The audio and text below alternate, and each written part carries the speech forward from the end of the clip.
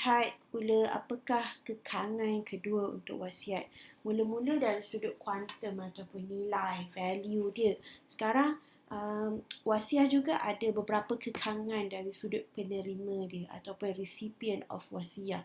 First of all, a wasiat must not be made in favor of a legal heir. Kita boleh bagi kat siapa-siapa je wasiat ni. Macam kita dah cakap sebelum ni. Cumanya tak bolehlah kepada waris-waris kita yang sah. Any wasiat made in favor of a legal heir is void. Maksudnya waris-waris kita yang dia dah memang jadi waris kita, dia dah memang penerima wasiat. Wasiat pula, dia dah memang penerima faraid. Tapi lepas tu kita bagi lagi wasiat kat dia, maka akan jadi apa? Dia akan menyebabkan wasiat itu jadi void ataupun terbatal lah. A legal heir refers to the close relative of the deceased who gets a portion from the deceased estate according to faraid. Yang kita maksudkan adalah mereka waris sah kita yang memang dia dapat hak dia dah. Dia dah ada portion tetap di kat dalam faraid. So masalahnya, if he also gets something through wasiyah, then he will get more compared to other heirs. Kalau dah lah dia dapat faraid, lepas tu dia dapat wasiat lagi. So secara technically kita akan kata dia akan dapat lebih lah berbanding dengan waris-waris yang lain. It means that each heir will get lesser in term of the amount of estate. Ini bermakna apa? Ini bermakna setiap waris akan dapat kerana dia dapat lebih, makanya portion orang lain akan jadi berkurangan lah. This will cause dissatisfaction amongst others heirs and will lead to enmity. Ini akan menyebabkan orang lain jadi macam tak berpuas hati lah, dan mungkin juga boleh membawa kepada permusuhan. Sebab itulah resipien, penerima wasiat, kita berhati-hati sikit. Dah memang anak kita layak, contohnya dapat apa? Dapat harta faraid kita lah, patut on top of that kita bagi lagi wasiat. Akan menyebabkan waris-waris lain kuranglah harta dia. Kita tengok contoh sebagai contoh. A person dies leaving 2 sons, a wife, a mother and a father. His estate is estimated at 600,000 ringgit. He made a wasiyah giving 1/3 of the estate to the eldest son. If the will to be given effect, the estate will be distributed in the following manner. Seorang ayah meninggal dunia, meninggalkan 2 orang anak lelaki, seorang isteri, seorang ibu, seorang ayah. And dia punya harta warisan itu bernilai 600,000 ringgit. And cumanya dia ada buat wasiat 1/3 daripada harta dia nak bagi kat abang sulung. Senang kata anak lelaki sulung dia. Kalaulah kita nak betul-betul kita nak implement wasiat ini, dia jadi macam mana? 1/3 kan kena tolak dulu wasiat. 1/3 daripada 600,000 bersamaan berapa? Maksudnya 1/3 of 600,000 ringgit must be deducted first and given to the eldest son as a gift through wasiyah. And this leaves the balance of 600,000 bahagi 3 bahagian. Berapa? 200,000 lah kan? 200,000. 200 jadi 600,000. So 1 bahagian 200,000. Balance dia tinggal berapa? Tinggal 400,000. So 400,000 ni lah. 400,000 ni lah baru kita boleh bagi kepada waris-waris yang lain. Termasuklah dia juga. So balance 400,000. So 1/3 of 600,000 ringgit amounting to 200,000 ringgit. So to balance 400,000. So kita tengok Okay, dia meninggalkan waris siapa? Seorang isteri, seorang ibu, seorang ayah, 2 orang anak lelaki. Katalah balance sekarang, kita tak boleh dah letak balance 600,000. Balance dia apa? 400,000 lah. 400,000 ni lah baru kita distribute melalui faraid. Melalui faraid. So, isteri akan dapat berapa? 1/8 sebab ada anak. Mak akan dapat 1/6 kerana ada anak. Ayah akan dapat berapa? 1/6. Ayah dalam kes ini bukan asobat lah. Kerana apa? Ada anak lelaki. Anak lelaki ni yang berhak menjadi asobat. So, satu kita samakan pembawah dia, maka pembawah dia jadi 24. Mak punya bahagian 3 per 8 kali 3, 24. Maksudnya 3 per 24. Mak punya bahagian 4 per 24. Ayah punya bahagian 4 per 24. Balance 13 per 24 ni yang kita akan bahagi kepada dua orang anak lelaki ni. Kan? So, 13 per 24. 13 per 24 ni bahagi pula 2. Maksudnya seorang akan dapat 13 per 48. So, kita calculate semua ni 3 per 24. Boleh kira lah. Kita akan dapat, isteri akan dapat RM50,000. Mak akan dapat RM66,666.66. Ayah pun dapat nilai yang sama. Dua orang anak lelaki tadi dia dapat RM216,666.64. Cumanya itu untuk dua orang. So, bahagi 2 lah. Bahagi 2 maksudnya seorang dapat RM333,108. RM333,033 seorang akan dapat ni. So, anak sulung tadi dapat berapa? Anak sulung tadi dia dah dapat wasiat kan? Wasiat dia dapat RM200,000. RM200,000 tambah lagi dengan RM108 ni. So, dia dapat berapa? RM308.333.33. Itu yang anak sulung dapat. Maksudnya on top of wasiat wanted, dia masih lagi dapat hak dia yang ini lah. Masih lagi dapat hak dia 13/48 ni. Tapi yang lain tak dapat lah. So nampak tak dia dapat 300 lebih. Kan? Adik dia yang laki seorang ni dapat 108. Beza berapa? Beza RM200,000 lah. RM200,000 beza. Okay, kalau tetapi cuba kita fikir, if the wasiat is declared void, kalaulah wasiat ini dibatalkan, maksudnya diisytihar sebagai batal, tidak dapat dilaksanakan, each legal heirs will take more. Sebenarnya semua orang akan dapat lebih lagi lah. Sebab apa? Nilai tarikah bukan lagi RM400,000. Yang ini sebab kita kena tolak dulu kata wasiat 1/3 ni kan, RM200,000 maka tinggal balance RM400,000. Yang ini keseluruhan RM600,000 itu kan layak dibahagikan kepada semua ahli waris. Kerana apa? Wasiat itu terbatal, tak dapat diimplementkan. Maka RM600,000 ni bahagilah balik kepada setiap waris. Nilainya sama je. Mak masih lagi dapat 1/8. Mak masih lagi dapat 1/6. Isteri masih lagi dapat 1/8. Ayah masih lagi dapat 1/6. Dua orang anak lelaki tu dia lah yang menghabiskan keseluruhan harta. Cumanya instead of ambil daripada RM400,000, kita sekarang ambil daripada RM600,000. Maka of course lah nilai dia jadi bertambah. So, isteri akan dapat RM75,000 berbanding dengan kalau awal dia dapat RM50,000 je.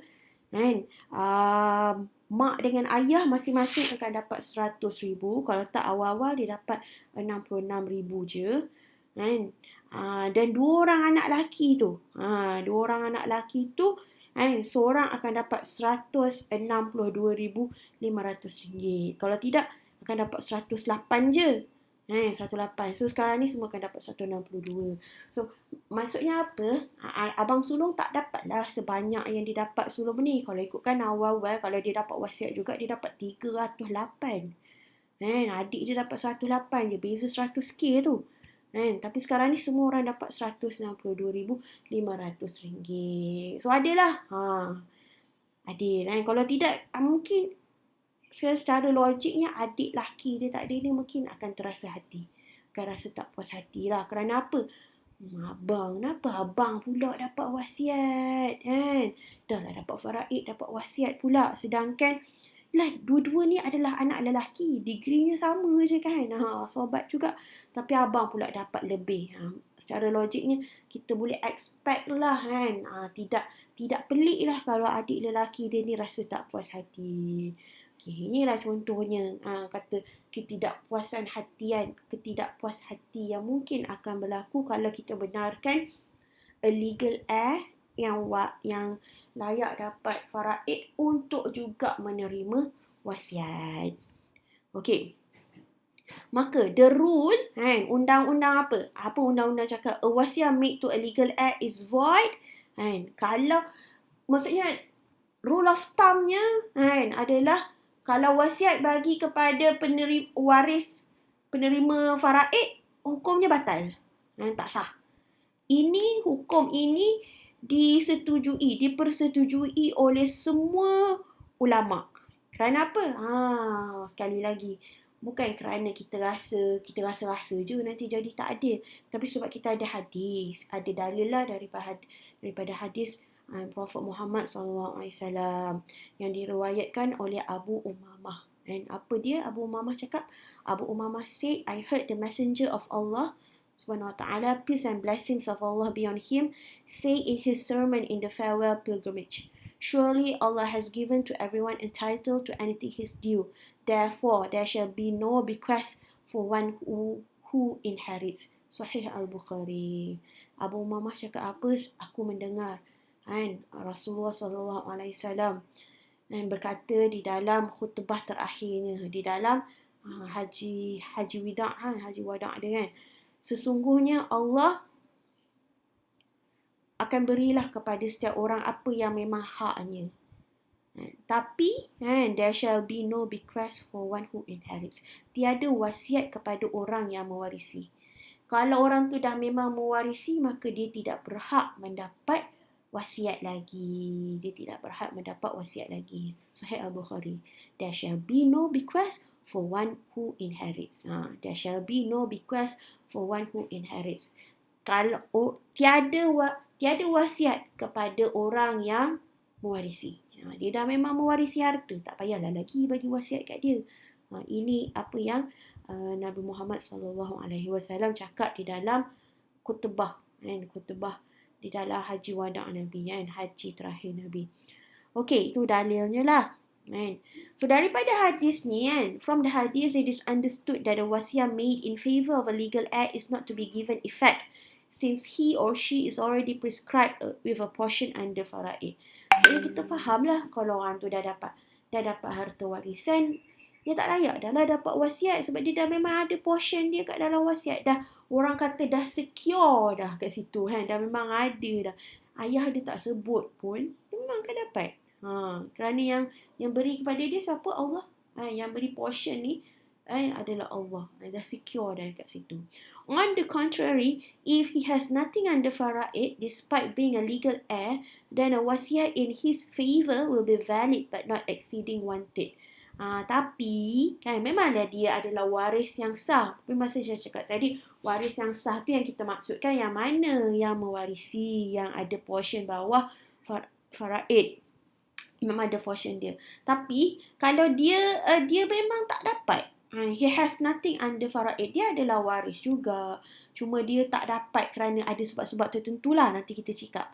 Maka dia layaklah dapat wasiat. Kesimpulannya yang mewarisi, yang dapat, yang itu yang tak dapat wasiat. Kalau dia adalah waris juga tapi dia tak dapat atas sebab-sebab tertentu, maka dia berhak untuk dapat wasiat.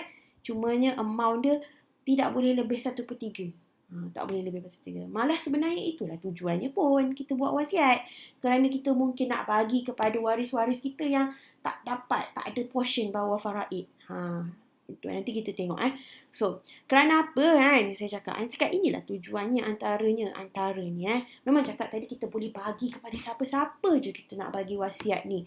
Tetapi, the Prophet SAW encourages a wasiat to benefit relatives who are closely related to the deceased as long as he is not the recipient under faraid. Memang boleh bagi kat siapa-siapa. Orang jauh, orang tak kenal, orang siapa-siapa je lah regardless of the gender or the religion or the relationship with you. But the Prophet SAW sangat-sangat encourages us, menggalakkan kita untuk to dispose our wasiat to those who are our close relative. Mereka ni adalah orang-orang kata saudara mara kita yang rapat. Cumanya dia bukanlah recipient under faraid. Kan ramai. Kita ada ramai saudara mara kan. Kan ada keadaan-keadaan tertentu yang menyebabkan mungkin mereka ini tak dapat kerana ada yang lebih dekat. Betul tak? Dia dah jadi terhijab dan sebagainya. Maka kita bagilah dia melalui cara lain, iaitu melalui cara wasiat. The Prophet SAW was reported to have advised Abu Talha, who wish to bequeath some property through wasiat to give the priority in receiving it to his relatives. And Nabi Muhammad SAW menasihatkan seorang sahabat dia namanya Abu Talhah. Kan? Nabi nasihatkan apa? Dia nak berwasiat, kan? Nak bagilah harta dia kepada orang-orang tertentu. Nabi nasihatkan bagilah kepada saudara mara. Lebih aula bagi kepada saudara mara berbanding dengan orang-orang yang mungkin tiada pertalian darah dengan kita. The Prophet SAW, saya baiki ni. Peace be upon him, said to Abu Talha, I recommend that you divide this garden amongst your relatives. Apakah harta Abu Talha tu? Dia ada macam kebun lah, dia ada tanah lah, senang kata. I recommend you to divide this garden among your relatives. And bahagi dulu kepada saudara mara. Abu Talha said, oh Allah's apostle, and wahai Rasulullah, I will do the same. Abu Talha cakap, okay, saya akan buat. So Abu Talha divided it among his relatives and cousins. So Abu Talha pun bagilah kepada saudara mara dia. Tapi kita faham kan? Kita kena kata, aduh silap. Dia autocorrect punya. Kita faham kita jangan membaca hadis ini secara berasingan. Hadis ini perlu dibaca bersama dengan hadis yang tadi. Bila Nabi kata divide this garden amongst your relative, kita tahulah relative yang Nabi maksudkan itu siapa? Yang selain daripada mereka yang mewarisi. Relatif yang tidak mewarisi. Itu maksud Nabi SAW. Kesimpulannya, wasiat ni memang boleh bagi siapa-siapa. Nilainya tidak boleh lebih 1/3. Cumanya jangan bagi kepada mereka yang memang dah dapat portion bawah faraid. Mereka yang dah memang mewarisi kita. There shall be no bequest for one who inherits.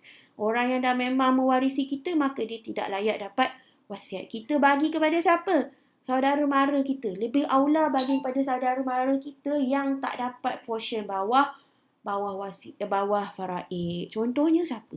Kita tengok Okey, Nabi tengok walau bagaimanapun, a wasiat made to a legal heir who is entitled to a portion under faraid would be valid if consent is obtained from other legal heirs who receive specific portions from the estate. Bolehlah kalau orang tu mewarisi, dia memang mewarisi, dia ada portion tetap dah bawah faraid, tapi dia dah boleh dapat wasiat juga kalau apa? Sekali lagi dia punya keyword adalah consent. Tapi cumalah kita tahulah consent tu nak dapat bila? Bukan awal selepas meninggal dunia. Selepas waris meninggal dunia, waktu nak distribute tu, kalau semua orang setuju baru dia layak dapat. The consent must be obtained after the death of the testator. Selepas kematian orang yang berwasiat. Otherwise, the wasiat is not valid even though its quantum is not more than 1/3. Walaupun dia cakap nak bagi sikit je pun kepada yang dah memang mewarisi harta, tapi semua orang tak setuju, tak sah juga. Kalau semua orang setuju, bolehlah. Similarly, if the legal heir does not inherit anything because of exclusion, hajab, dia sebenarnya boleh je dapat, tapi asal sebab-sebab tertentu dia terhijab. Kan kita dah belajar, mungkin ada orang yang lebih rapat ke. Contohnya cucu. Cucu akan terhijab oleh anak, betul tak? Contoh ada pakcik. Pakcik kan akan terhijab kalau ada apa? Ada anak lelaki. Pakcik-pakcik ni tak dapat dah lah kan?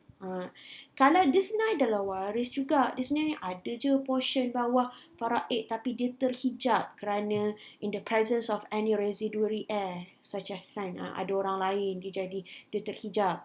Or any Quranic heir as the case may be. Ataupun sebab-sebab ada siapa-siapa je yang menyebabkan dia terhijab. Any wasiat made in his favour will be valid despite objection of other heirs. Maka dia akan layaklah dapat wasiat tersebut walaupun ada orang tak setuju. Ada pula anaknya pula tak setuju. Anak lelaki tak setuju bagi kat pakcik wasiat. Pakcik tu memanglah dah terhijab kerana ada anak lelaki. Anak lelaki tu tak setuju nak bagi wasiat. nak implement, nak bagi harta sedikit kat pakcik dia. Dia tak setuju pun tak ada maknanya dalam kes ni. Kerana apa? Pakcik dia memang layak dapat. Kerana apa? Pakcik dia memang tak dapat, tak ada portion bawah faraid dalam kes ini kerana terhijab, maka dia layaklah dapat.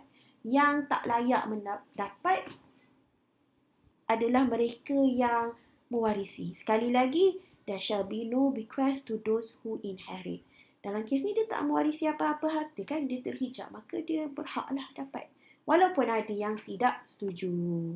Yang atas ni lain Yang atas ni kalau dah memang mewarisi harta juga kan. Yang ini baru kita kena ambil consent. Tapi dalam kes yang bawah ni consent ke tak consent ke tak ada maknanya. Kerana apa?